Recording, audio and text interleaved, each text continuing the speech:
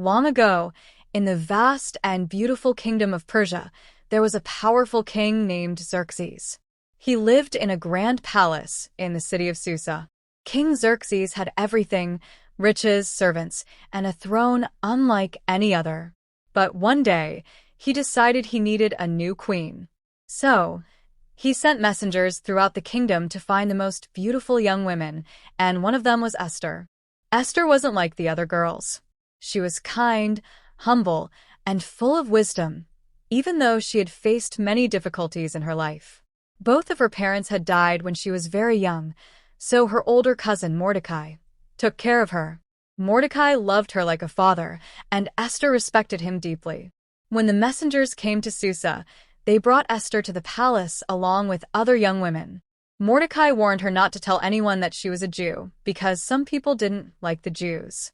Esther obeyed him. She prayed to God and trusted him as she stepped into this strange new life. At the palace, Esther was treated well. She spent months preparing to meet the king, learning palace rules, and being given fine clothes and perfumes. When it was finally her turn to meet King Xerxes, something amazing happened.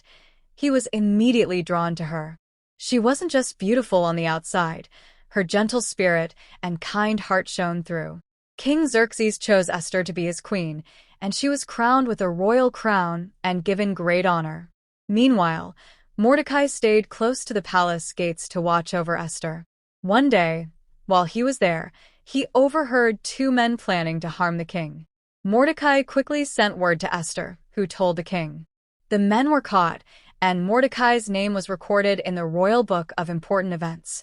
But for some reason, Mordecai wasn't rewarded right away. Now, there was a man in the king's court named Haman.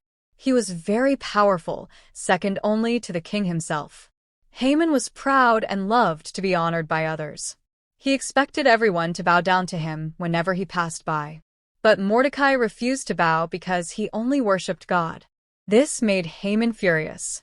When he found out that Mordecai was a Jew, he didn't just want to punish him. He wanted to destroy all the Jews in the kingdom. Haman came up with a wicked plan. He went to the king and said, "There are certain people in your kingdom who don't follow your laws. It would be best to get rid of them." The king trusted Haman and allowed him to make a law to destroy all the Jews. The date was set, and letters were sent to every part of the kingdom, announcing the terrible news. When Mordecai heard about the law, he was devastated. He tore his clothes, wore sackcloth, and cried out to God in prayer. He also sent a message to Esther, urging her to go to the king and beg for mercy for her people. But Esther was afraid. She knew that no one, not even the queen, could go to the king without being invited. If she did, she could be put to death unless the king held out his golden scepter to her. Mordecai reminded her, "Do not think that because you are in the king's house, you alone will escape. If you remain silent, help will come for the Jews from somewhere else, but you and your family will perish. Who knows if you have come to your royal position for such a time as this?" Esther knew Mordecai was right. She sent back a message, asking him and all the Jews in Susa to fast and pray for her for 3 days. She and her servants did the same. After that, she promised, "I will go to the king, even though it is against the law. And if I perish, I perish." On the 3rd day, Esther put on her royal robes and went to the king's throne room. Her heart was pounding, but she trusted God to give her courage. When King Xerxes saw her standing there, he smiled and held out his golden scepter. Esther approached, relieved that she was safe. The king said, "What is it, Queen Esther?" "What do you want?" "Even up to half my kingdom, it will be given to you."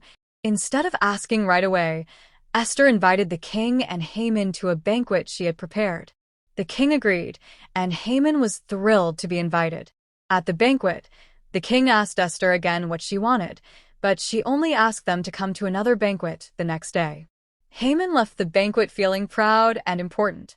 But when he saw Mordecai at the palace gate, still refusing to bow, his happiness turned to anger.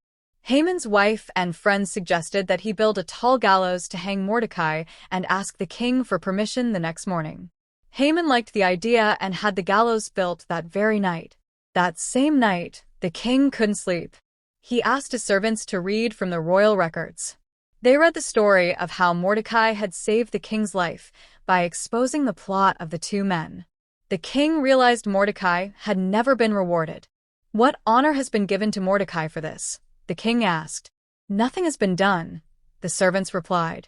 At that moment, Haman arrived to ask for permission to hang Mordecai. But before he could speak, the king asked, "What should be done for the man the king delights to honor?" Haman thought the king was talking about him, so he said, "Have him wear a royal robe the king has worn, ride a horse the king has ridden, and be led through the city by one of the king's noble officials, who will shout, 'This is what is done for the man the king delights to honor.'" "Go at once," the king said, "and do this for Mordecai the Jew. Do not leave out anything you have suggested." Haman was humiliated. He had to lead Mordecai through the city, shouting praises for the man he hated most. Afterward, he rushed home, miserable and embarrassed. But there was no time to rest. He was quickly called to Queen Esther's second banquet. At the banquet, the king asked Esther again, "What is your request?" "It will be given to you."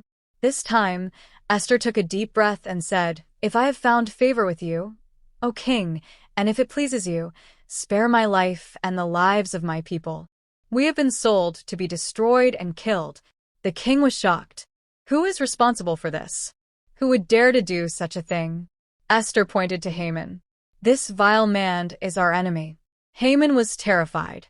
The king, furious, left the room to think. While he was gone, Haman fell at Esther's feet, begging for his life. When the king returned and saw Haman so close to Esther, he became even angrier. He ordered Haman to be punished on the very gallows Haman had built for Mordecai. With Haman gone, the king gave his authority to Mordecai and allowed him to write a new law to save the Jews. When the day of the attack came, the Jews were ready. They defended themselves and defeated their enemies. From that day on, the Jews celebrated their victory every year during the festival of Purim, remembering how God used Queen Esther's bravery to save her people.